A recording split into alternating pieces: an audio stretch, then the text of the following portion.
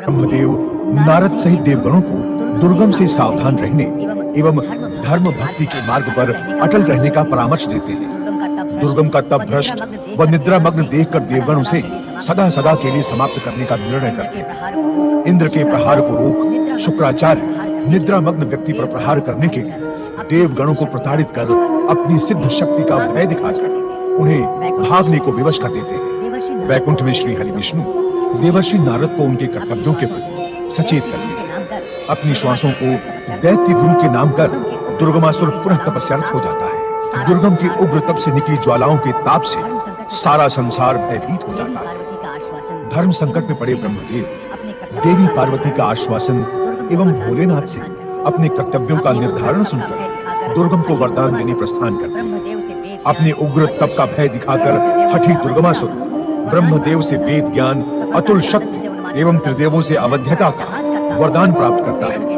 सफलता के आनंद से उन्मादित दुर्गम निरंतर अट्टहास करता हुआ वेदों के साथ पाताल लोक में प्रवेश करता है।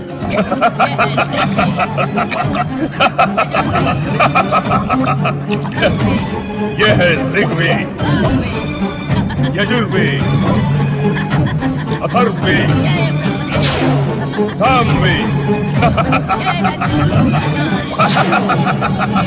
जय ब्रह्मदेव, जय दैत्य गुरु शुक्राचार्य।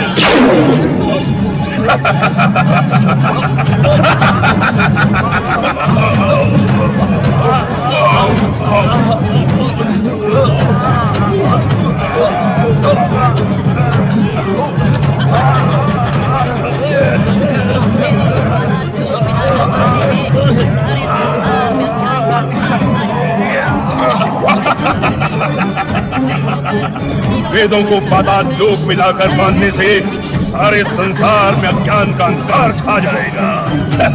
दैत्य संस्कृति शक्तिशाली होकर तीनों लोकों पर अपना राज करेगी। जय दैत्य संस्कृति की।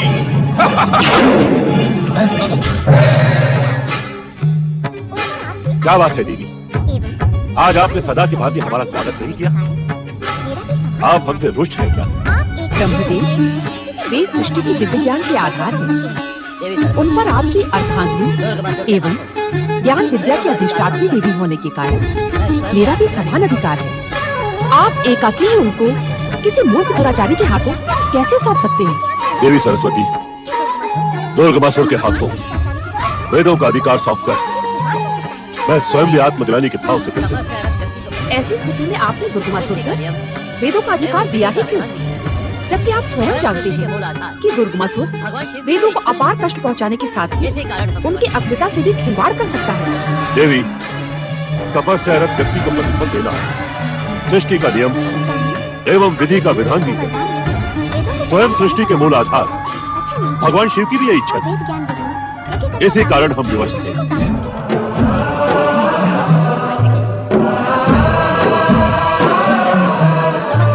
स्वामी, आपने ब्रह्मदेव को वरदान में वेदों को प्रदान करने का परामर्श देकर अच्छा नहीं किया।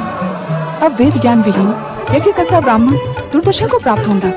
देवी, तुम अपने पूर्व प्रश्न की ही पुनरावृत्ति कर रही। इस प्रश्न के समस्त बिंदुओं पर पहले ही निर्णय हो गया। अब तो वेद दुर्गमासुर के अधिकार में पहुंच भी गए।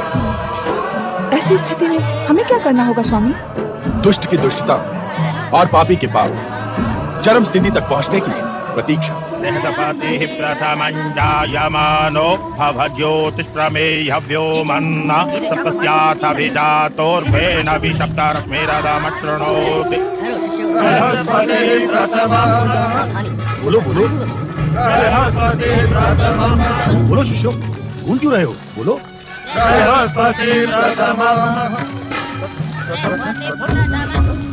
ये क्या, ये ऋचाओं का पाठ तो हम नित्य ही करते, मेरे नाम आज क्यों भूल रहे हैं? ठहरो शिष्यों, मैं पुनः तुम्हें सुनाता हूँ। सावधानी तथा ध्यानपूर्वक सुनो।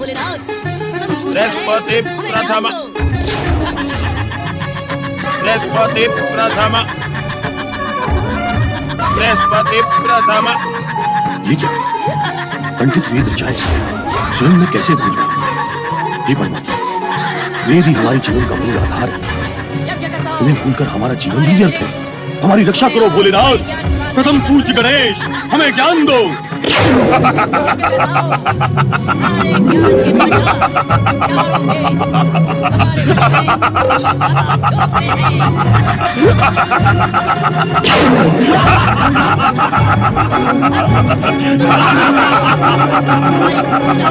यज्ञ करता हूं, हमारे अतिरिक्त तुम्हें और कोई ज्ञान प्रदान नहीं कर सकता। यज्ञ करता हूं, तुम्हारे ज्ञान के भंडार, चारों वेद हमारे वश में पाताल लोक में हैं।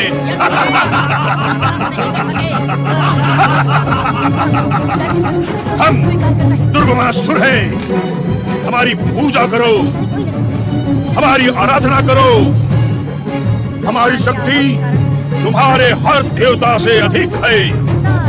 दैत्य जाति का आधिपत्य स्वीकार करके हमारी जय जयकार करो।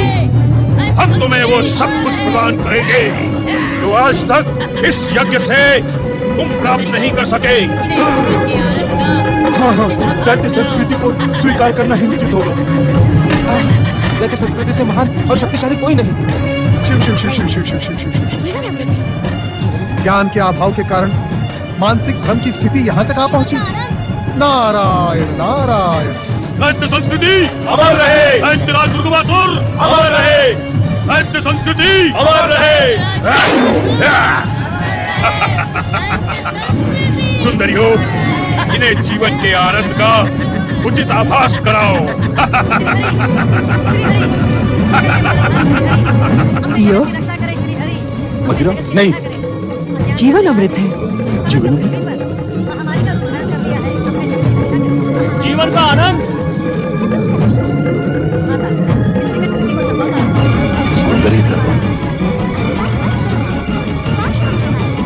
दैत्यराज दुर्गमासुर अमर रहे। दैत्य संस्कृति अमर रहे। दैत्यराज दुर्गमासुर। श्री हरि, श्री हरि, जगत के पालनहार श्री हरि, अपने जगत की रक्षा करें। श्री हरि, अपने जगत की रक्षा करें।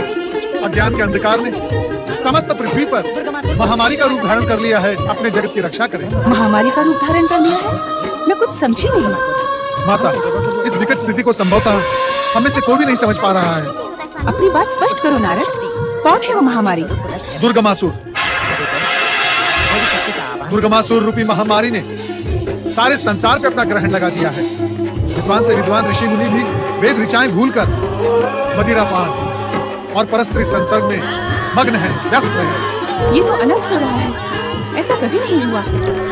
स्वामी, इसे रोकने का कोई उपाय करें। हाँ प्रभु, दुर्गमासुर को उसकी दुष्टता का दंड दें। नारायण, ब्रह्म वाक्य की मर्यादा में हम त्रिदेव बंधे हैं, इसीलिए दुर्गमासुर हम त्रिदेवों के लिए अवध्य हैं। तब इस महादुष्ट का नाश कैसे होगा स्वामी? उसकी वरदानी शक्ति एवं आसुरी स्वरूप को नष्ट करने के लिए सभी को देवी शक्ति का आह्वान करना होगा।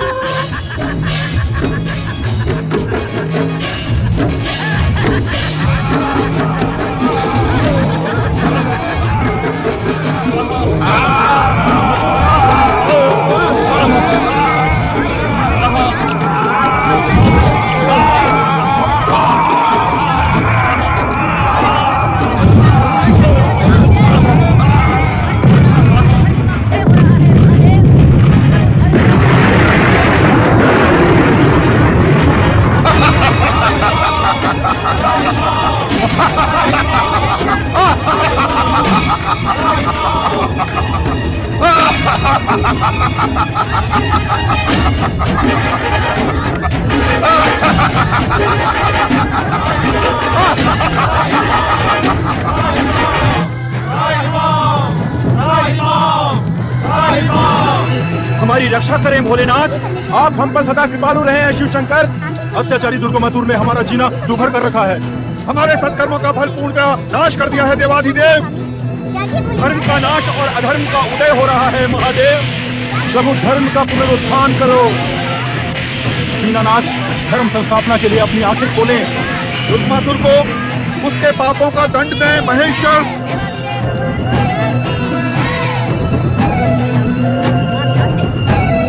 हमारी रक्षा करो भोलेनाथ। हमारी रक्षा करो भोलेनाथ।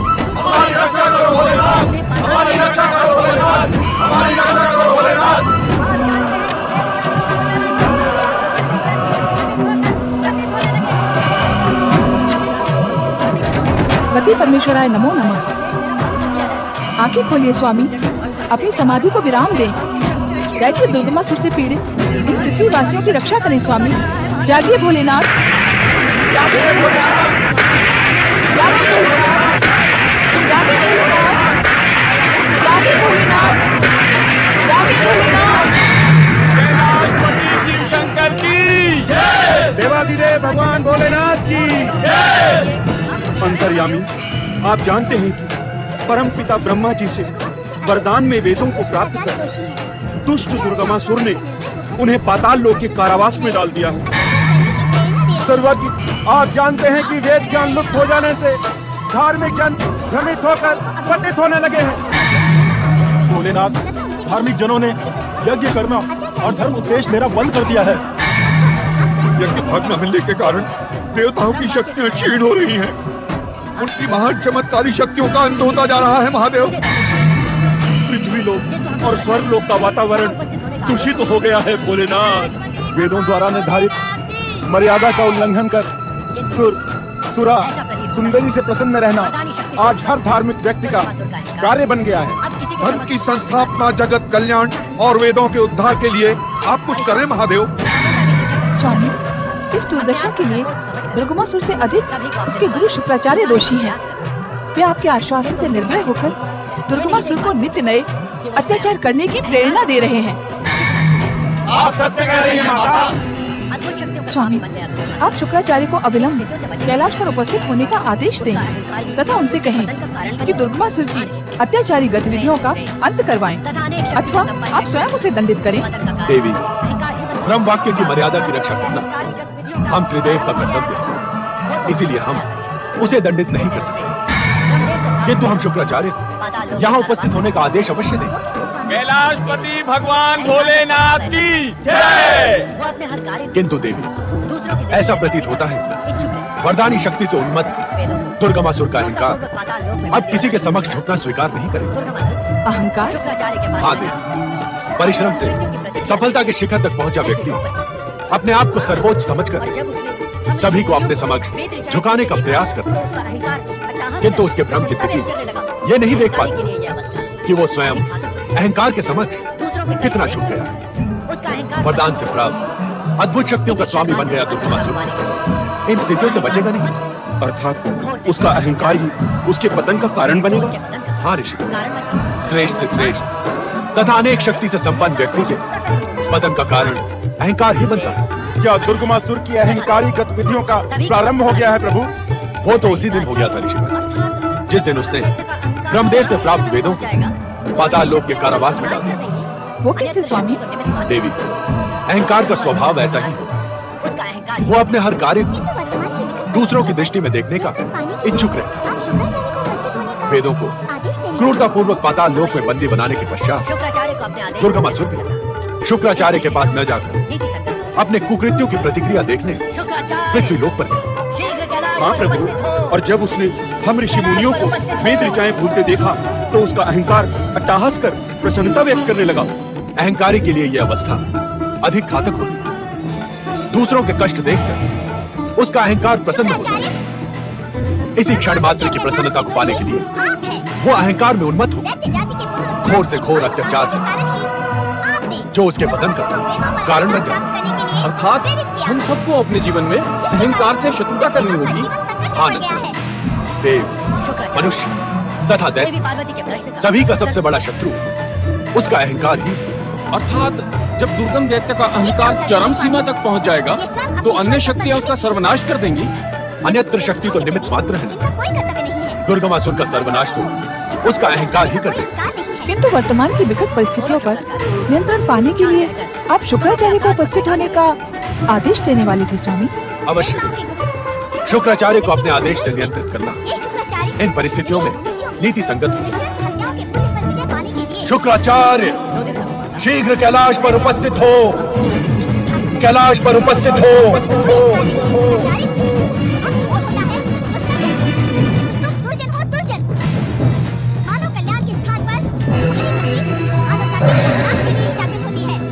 शुक्राचार्य, दुर्गमासुर के अत्याचारों के दोषी आप हैं। दैत्य जाति के पुनरुत्थान की महत्वाकांक्षा के कारण ही आपने दुर्गमासुर को वेदों पर अधिकार प्राप्त करने के लिए प्रेरित किया, जिसके कारण पृथ्वी लोक का जीवन संकट में पड़ गया है। शुक्राचार्य, देवी पार्वती के प्रश्न का उत्तर दो। ये क्या उत्तर देंगे स्वामी? ये स्वयं अपने जीवन पथ पर भ्रमित हैं। जगत की व्यवस्थाओं के प्रति इनका कोई कर्तव्य नहीं है। वास्तव में तो इनको गुरु कहलवाने का कोई अधिकार नहीं है। बोलो शुक्राचार्य, शांत रहकर तुम अपने अपराध को स्वीकार कर रहे हो। देवताओं के गुरु बृहस्पति से व्यक्तिगत संघर्ष में ये शुक्राचार्य निरीह मनुष्यों की नृशंस हत्याओं के मूल्य पर विजय पाने के लिए इच्छुक हैं। क्रोधित न हो माता, मैं भी आपकी भांति शिव भक्त हूँ। भक्त? तुम्हें भक्त कहलवाने का कोई अधिकार नहीं है शुक्राचार्य। भक्त वो होता है जो सज्जन हो, किंतु तुम दुर्जन हो, दुर्जन। मानव कल्याण के स्थान पर तुम्हारी भक्ति मानवता के सर्वनाश के लिए ही जागृत होती है। क्षमा महादेवी, क्षमा। आप मुझ पर मिथ्या आरोप लगा रहे हैं। शुक्राचार्य, मैं सत्य कहता हूँ महादेवी, मेरा कार्य विधि के विधान तथा परम पिता ब्रह्मदेव की सृष्टि के अनुकूल है। अपनी बात स्पष्ट कहो शुक्राचार्य। देवादिदेव ब्रह्मदेव ने सृष्टि रचना के विभागों को बांटते समय मुझे दैत्य गुरु के रूप में प्रतिष्ठित किया था। उस स्थापना से तुम्हारे कृत्यों का क्या संबंध? संबंध है जगदम्बे, बहुत घनिष्ठ संबंध। दैत्य गुरु दैत्य जाति को चरम सीमा तक पहुंचाने और दैत्य शत्रु देवताओं के पतन का मार्ग प्रशस्त नहीं करेगा तो क्या करेगा? वो दैत्य गुरु बने रहने का अधिकार नहीं खोदेगा। शुक्राचार्य, तुमने मेरे क्रोध को जागृत किया है। ये सहज शांत होने वाला नहीं है। और अब तुम सृष्टि व्यवस्था की नवीन परिभाषा कर रहे हो। नहीं माता, नहीं, मैं सत्य कह रहा हूँ। क्या तुमने दुर्गम को वेदों पर अधिकार प्राप्त करने की प्रेरणा देकर संसार में अज्ञान तथा अंधकार को बढ़ावा नहीं दिया? क्या ये विधि के विधान के अनुकूल है? क्या ये सृष्टि व्यवस्था के अंतर्गत है? शुक्राचार्य, तुम अपने आप को शिव भक्त कहते हो, किंतु तुमने अक्षम्य अपराध किया है, जिसका एकमात्र प्रायश्चित यही है कि तुम दुर्गमासुर को आदेश देकर वेदों को अविलंब मुक्त करवाओ। शुक्राचार्य, सृष्टि के प्रथम दिन से दैत्य हमें अपना आराध्य मानते हैं। आप ही हमारे आराध्य हैं शिव शक्ति। तो हम तुम्हें आदेश देते हैं, दुर्गमासुर को वेदों की मुक्ति का परामर्श दो। अन्यथा दुर्गमासुर के साथ ही साथ दैत्य जाति के सर्वनाश के उत्तरदायी तुम भी हो। मुझे नहीं लगता स्वामी कि वह दुष्ट अत्याचारी दुर्गमासुर आपकी या अपने गुरु की आज्ञा का पालन करेगा। हाँ भोलेनाथ, बिना यज्ञ के घर पहुँचे ये दुर्गमासुर वेदों को मुक्त करने वाला नहीं है। आप उस अत्याचारी दुर्गमासुर को यम के घर पहुंचाने के लिए कुछ करें महादेव। हम ब्रह्म वाक्य की मर्यादा से बंधे हैं, किंतु हमारी शक्ति रूपिणी पार्वती आपकी प्रार्थना पर ध्यान अवश्य दें। आप प्रतीक्षा करें ऋषिगणों, जब अधर्मी दुर्गमासुर के अत्याचार चरम सीमा पर पहुंच जाएंगे, तब शिव की शक्ति शिव इच्छा से उस दुष्ट अत्याचारी का सर्वनाश कर देगी। शक्ति स्वरूपा माता पार्वती की परात्पर ब्रह्म परमेश्वर शिव शंकर की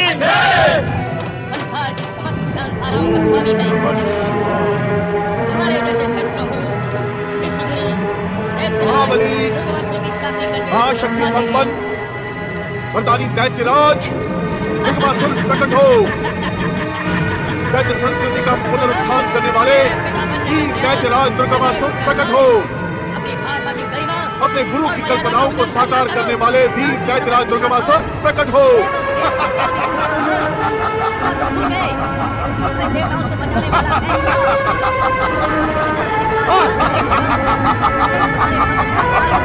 दैत्यराज दुर्गमासुर हमारे सम्मुख अविलंब प्रकट हो।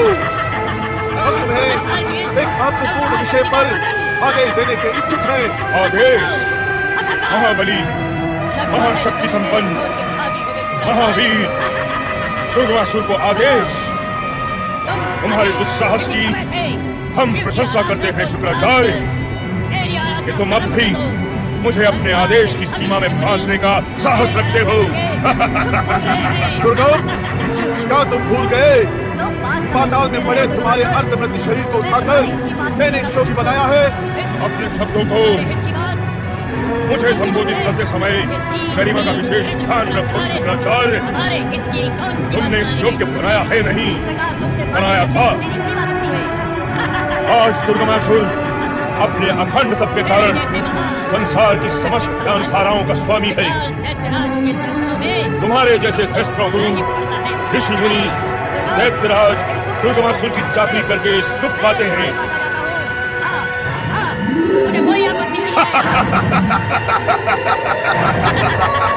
उल्टा दुर्गम, मेरे पिता बनने का प्रयास न करो शुक्राचार्य।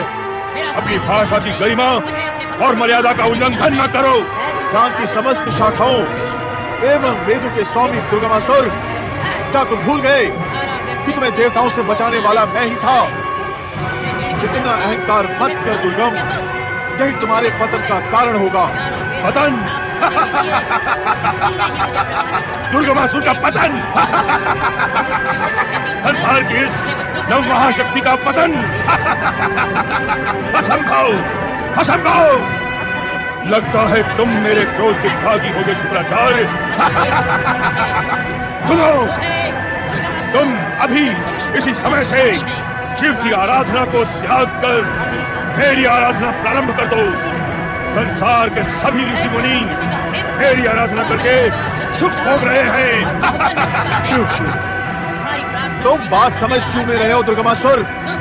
मैं तुम्हारे हित की बात करने का इच्छुक हूँ। तुम्हारे हित की बात हम भी तो सुने। ये दीन हरिद्र शुक्राचार्य हमारे हित की कौन सी बात सुनाने का इच्छुक है? इस प्रकार मुझसे बातें करते मेरी ग्रीवा दुखती है। मेरे जैसे महान शक्ति संपन्न विकराल दैत्यराज के दर्शनों में दुख तो उठाना ही पड़ता है शुक्राचार्य। दुर्गम, यदि तुम मेरे पास नहीं आ सकते तो मैं तुम्हारे पास आ जाता हूँ। मुझे कोई आपत्ति नहीं है।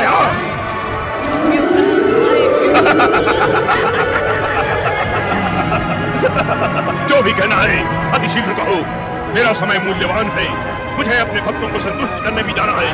दैत्यों के आराध्य भगवान शिव शंकर का आदेश है कि तुम वेदों को अपने बंधन से मुक्त करो। तुम्हारा व्यक्तित्व भी बहुत खोखला है शुक्राचार्य। अपने ऋण की हर बात मुझे स्मरण करवाते हो, किंतु ये भूल गए चारों वेदों को प्राप्त करने के लिए तुमने ही मुझे ब्रह्मा की तपस्या का आदेश दिया था। अब उस शिव से भयभीत होकर अपने वचनों से पलट रहे हो। शिव का आदेश मानो पुत्र, वो इस संसार की परम शक्ति है। हम सबके स्वामी हैं। परम शक्ति? इस संसार में मात्र एक ही परम शक्ति है और वो है दुर्गमासुर, जो तुम सबका स्वामी है। भगवान शिव का आदेश और मेरी प्रार्थना, इसी में दैत्य संस्कृति का हित छुपा है। दैत्य संस्कृति का हित महाबली दुर्गमासुर की भुजाओं और बाहुबल में छिपा है। तुम्हारी प्रार्थना स्वीकार करने का अर्थ है दुर्बल देवताओं को पुनः शक्तिशाली बनाना। ये असंभव है शुक्राचार्य, असंभव। देवता भले कितने बलवान हो जाए दुर्गम, तुम्हारा सामना नहीं कर सकते। प्रथम बार तुम्हारे मुख से सत्य सुन रहा हूँ शुक्राचार्य। इस सत्य को स्वीकार कर वेदों को मुक्त कर दे दुर्गम। ये शिव इच्छा भी है।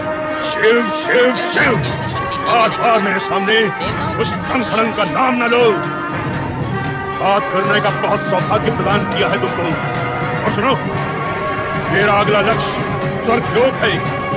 दुर्बल देवताओं को पराजित कर स्वर्ग पर मैं अपना अधिकार करूंगा और उसके उपरांत तुम्हारे शिव को भी देखूंगा।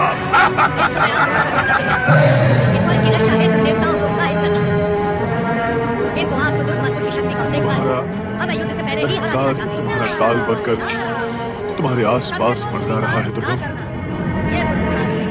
हे शिव शंकर, हे दैत्यों के आराध्य, ये कैसी माया है?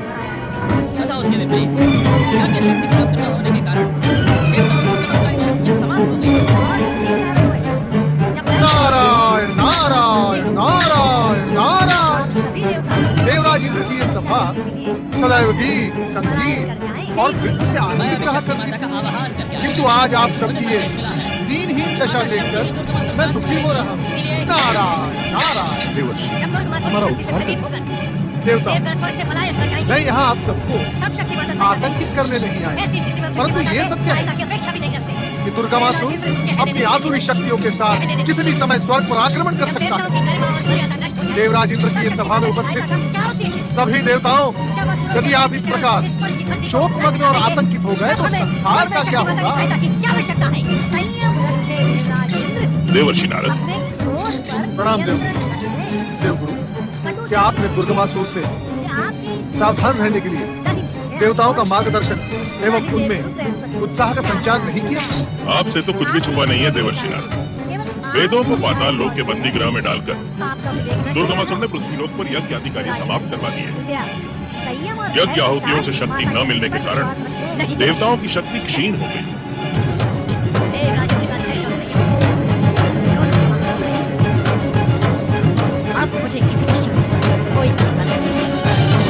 ये तो कटु सत्य है देवर्षि कि दुर्गमासुर के आक्रमण की स्थिति में देवगण उसका सामना नहीं कर पाएंगे। देवगुरु बृहस्पति एवं देवर्षि नारद, इस समय आप दोनों का कर्तव्य है कि स्वर्ग की रक्षा हेतु देवताओं को उत्साहित करना, किंतु आप तो दुर्गमासुर की शक्ति का उल्लेख कर हमें युद्ध से पहले ही हरा देना चाहते हैं। नारायण नारायण। सत्य को स्वीकार ना करना यह बुद्धिमानी नहीं होती देवराज इंद्र। परमपिता ब्रह्मा जी की वरदानी शक्ति के कारण दैत्य दुर्गम एक अजय योद्धा के रूप में उभर आया है। तथा उसके विपरीत यज्ञ शक्ति प्राप्त न होने के कारण देवताओं की चमत्कारी शक्तियां समाप्त हो गई हैं। और इसी कारणवश जब दैत्य दुर्गम स्वर्ग पर आप पहुंचे, उससे पूर्व आप सभी देवता अपने प्राणों की रक्षा करने के लिए स्वर्ग से पलायन कर जाएं, यही उचित होगा। मैं अभी शक्ति माता का आवाहन करके आ रहा हूँ। मुझे संकेत मिला है कि माता शक्ति ही दुर्गमासुर का अंत करेगी। इसीलिए देवगुरु बृहस्पति, जब दुर्गमासुर की शक्ति से भयभीत होकर देवगण स्वर्ग से पलायन कर जाएंगे, तब शक्ति माता सहायता करेंगी। ऐसी स्थिति में हम शक्ति माता से सहायता की अपेक्षा भी नहीं रखते हैं। देवराज इंद्र, कह लेने दीजिए देवर्षि, कह लेने दीजिए। जब देवताओं की गरिमा और मर्यादा नष्ट हो जाएगी, तब शक्ति माता की सहायता का क्या उद्देश्य है? जब असुरों के पवित्र चरण इस स्वर्ग की धरती को नष्ट कर देंगे, तब हमें स्वर्ग में शक्ति माता की सहायता की क्या आवश्यकता है? संयम रखे देवराज इंद्र, अपने क्रोध पर नियंत्रण रखें। कटु सत्य तो यह है कि आपके इस क्रोध के कारण न ही मुझे हानि पहुंचती है, न ही देवगुरु बृहस्पति को। नारायण नारायण। आपके इस क्रोध के कारण केवल आपको ही हानि पहुंचती है। आपका विवेक नष्ट हो रहा है। देवराज इंद्र, कृपया संयम और धैर्य के साथ माता शक्ति पर विश्वास रखें। नहीं देवर्षि, नहीं। देवराज इंद्र का धैर्य और संयम दोनों समाप्त हो गए हैं। अब मुझे किसी भी शक्ति पर कोई भरोसा नहीं।